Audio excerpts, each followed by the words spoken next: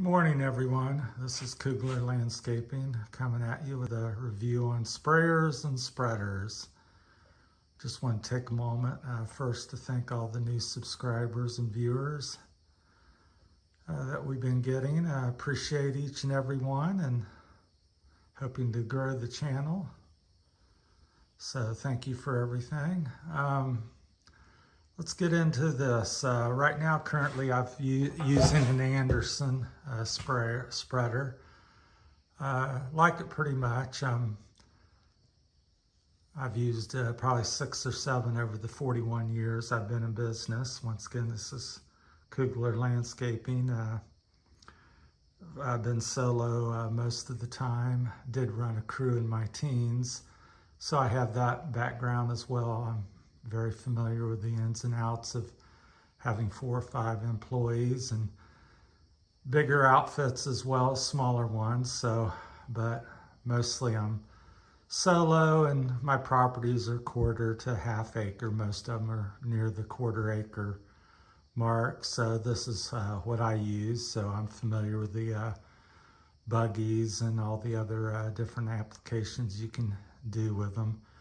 So some of the features that I look for is a nice large plastic poly hopper, 50 to 100 pounds. Usually I don't fill it up that much because it gets heavy and harder to push. But you can also fill them up a little, halfway. If you got a bigger one, you don't have to necessarily fill it up quite so full. Got a cricket in the shop, so pardon that. Like the stainless steel, the larger hopper also is good for like a grass seed, something lighter that you're applying, so you can put more in it for lighter products. Like stainless steel, so highly recommend that because most of your chemicals, fertilizers and stuff are corrosive, so anything not stainless steel won't last very long. It'll quickly rust and become inoperable. So this one is stainless steel for the most part. It has some not stainless parts on it, which are rusted and not working, as I just stated. So this one's been pretty good. It's a little overpriced. I believe I paid about $700 for this unit, approximately. So look for a nice large hopper that's durable, that's not too, it's not going to break on you because you do bump and rolls around in the trailer and truck and stuff. So one that's not, it's a more supple plastic or whatever that's got a little give to it. And then stainless steel. Also look for a larger tire, so larger diameter. I think these are about 10 inches or something, so I would like to see about 10-inch tires or bigger. 12, 13, 15-inch even would be great. These have air in them. They're not tubeless, which I find I've used tubeless wheelbarrow tires, and I find they're kind of rigid and heavy and don't roll very well. They are good at not getting flats, but what I use for most of my equipment that have tubes or air in them, I use a product that's a latex sealant, and I inject that into the tire or tube when I get a flat or before I get a flat. And that seems to help a lot on the flat department, although I don't get a lot of flats. So, and this has the grease fittings on the axles there down low there. Let's see if I can zoom in. There's one on that side, one on that side, and I think there's one up here on the shaft somewhere for that. And this does have the block off chute on the side, so if you're going near an area you don't want to apply something like a pool, you can flip that lever up here. I'll stand up here a minute and turn that off. Now something I don't like about this spreader, and I have a problem with a lot of the products anymore, the handles are kind of short and non-adjustable. And I'm also taller, I'm 6'4", so. And then also on the handle department, the angle, I would prefer these angled. I'll try to roll it up here. These are kind of straight across, which is not so comfortable, so it's a little short. I would like them angled, taper them down 3 or 4 inches. So adjustable handle would be great, and angled down slightly, 2 or 3 inches would be great. But otherwise, I've had this about 10 years. So even though it's expensive, it's been a pretty good unit. So, and for the 15 or half acre to quarter acre properties I have, it does the job.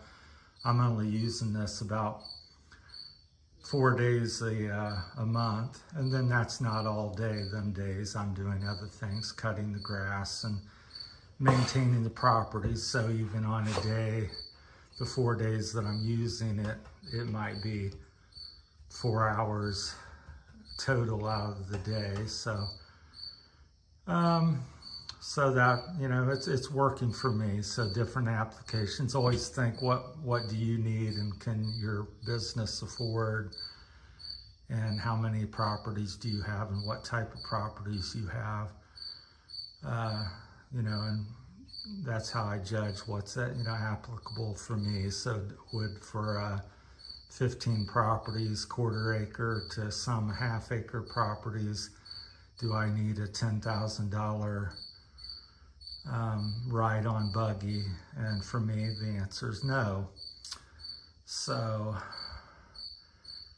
I think that's it. If you have any questions on that, feel free to leave me a comment. Like I said, I've used probably 6 or 8 different brands and types, but once again, to go over it, a large poly hopper, side chutes nice, get the largest diameter tires and wide tires that you can get. It helps roll over the ground, much easier to push.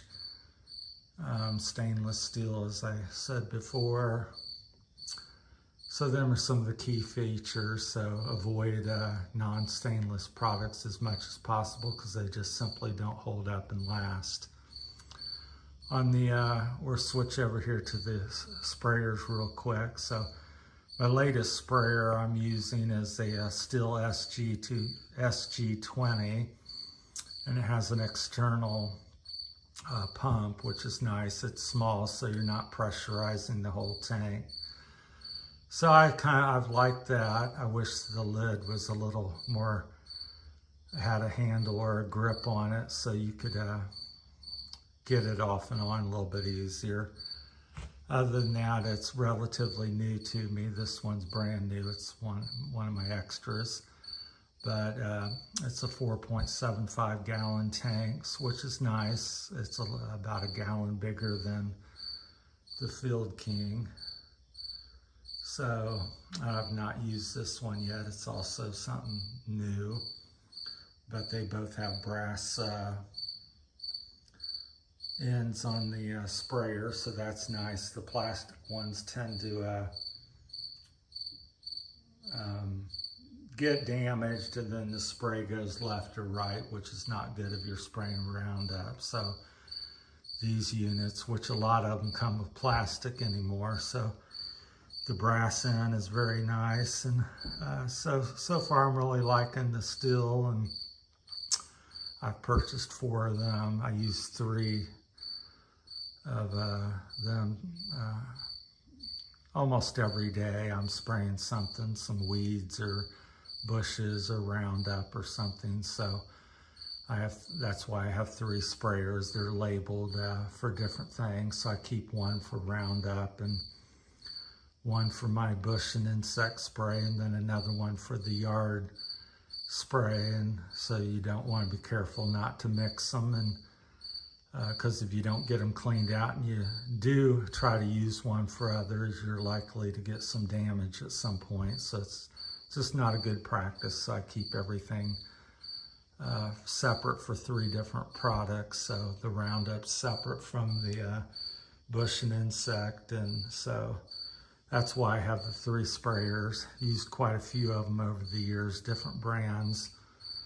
But so what I look for again is brass tip there. I like that. It's adjustable, and then it doesn't, the spray's very consistent, so I look for that. I look for comfortable straps on it. So, and this Field King is very good in that. So they're wide, very wide straps, very comfortable on that one. This one over here, I find the steel, it's a little harsher. The pad is very hard, so I don't find that as comfortable. I think the Field King's much better. So, but I do like the way it pressurizes. The smaller cylinder there on the side, it takes fewer pumps to pressurize it, because you're not pressurizing that whole big 4 or 5 gallon tank. So that's a nice feature. The handle's very durable and thick, so very predictable in the way it pumps, and it's always in the same position. And this one I think kind of moves left and right, so which is adjustable, but at times you may bump it and then you're struggling to try to get it on. You got to push it off to the left. I just rather have them fixed in a single position like the steel. So there's my Anderson spreader. Like I said, the major complaint I would have being a taller operator is I would like a adjustable handle that might move, give you maybe 3 to 6 inches of adjustment, which would be better. And then these handles, instead of having them straight across, I'll push a little further forward, have that angled down 2 or 3 inches instead of straight out, because it's not so comfortable on your wrist when you're pushing for an hour and it's a little heavier. And so you can kind of see it back here, how straight that is. So if they were tapered down, it'd be much better. And a little longer, at least have the option to make it a little longer. Because not everybody's 5'6" or 5 foot. So other than that, it's been a good spreader, and been happy with it other than that, them 2 things. And so right there is my new go-to backpack sprayer, the Stihl SG20. I may end up putting the straps off of something else on there. Like I said, that's the major complaint with that. The straps are not very comfortable, and the Field King straps are. So that's my time on my spreaders and backpack sprayers. So thanks for watching. Hope this information has been helpful, and please share any comments you may have and tell me if there's something I've missed. I'm sure there is, and we'll address that in a future video. Thanks for watching.